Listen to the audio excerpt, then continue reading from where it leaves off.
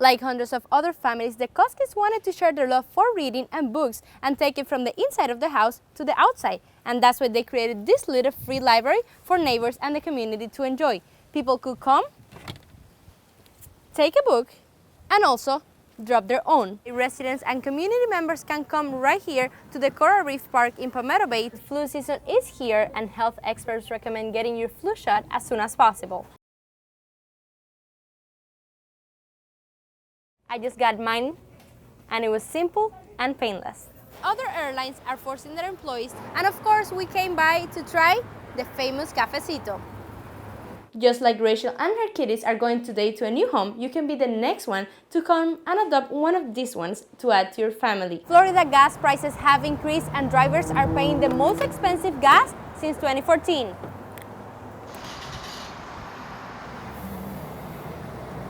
These boxes volunteers give out to families have some of the essential items for a balanced diet, such as milk, whole eggs, and fruits.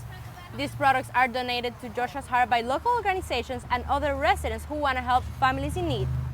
Right behind me, commuters' breakfast is taking place, where students can come, grab a bite, but most importantly feel they have a home away from home. Thanks, Blake. The Hurricanes volleyball have added 5 new freshmen to the team this semester, including middle blocker Lauren Tarnoff. Volleyball runs in the Tarnoff family. The Canes has followed in her mother's footsteps very closely, from playing with the same number in high school to the same team position. Fans of the Miami Hurricanes got back to Hard Rock Stadium last week to cheer on their team at the home opener game, but they ended up cheering for a completely different reason. Separating the plans to fund the government and suspend the debt ceiling. The government funding expires on Thursday, and as of now, a decision has not been made. I love the smell of a good book. A library book is the best, right?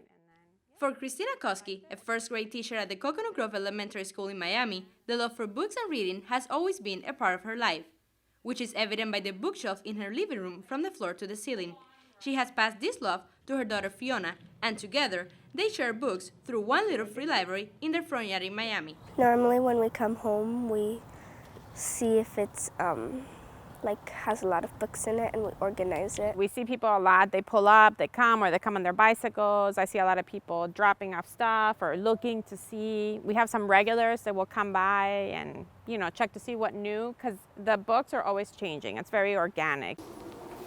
Some people have one cat, others have 2 or more.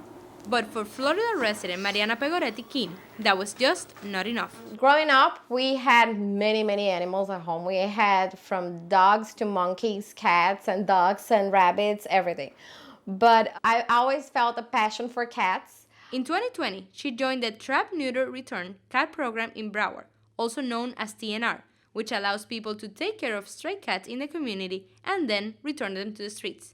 But Mariana's love for these 4-legged animals kept growing and turned into what's now King's Orphan Kitties, a pet adoption service that helps cats find a new home after the TNR. During the home opener game of the Miami Hurricanes on Saturday, September the 11th, the catch of the day did not involve a touchdown or even a football. The Canes were playing Appalachian State at the Hard Rock Stadium in Miami Gardens, but just a few minutes into the first quarter, what was happening on the field could not compete with the spectacle at the stadium deck, a black and white cat hanging by its 2 paws from the upper deck at the stadium. I thought, what in the world is going on? And then I saw something small hanging, and I was like, it must be a banner, and nah, it's a cat. And I was like, there's no way. Everyone was watching the scary scene unfold, and some even trying to figure out how to help the desperate animal. So I was a little bit concerned for the cat, but the main thing in my mind was who brought a cat to the stadium, which I'm guessing it was already just snuck in or something, but I was thinking, who brought a cat, really? The cat held for a few moments, but then it let go and fell some 30 feet to the lower deck, right into an American flag that one employee had brought to the game. It was zip tied to the handrail in front of us, so we just snatched it off and then held it up. When the cat fell, it fell into the American flag and then into the flag below that and then to the floor. It was incredible, and seeing the cat survive that, I have a newfound respect for cats. It must be true what they say that cats have 9 lives. This one certainly used one of it that day. And it got even luckier after it was rescued.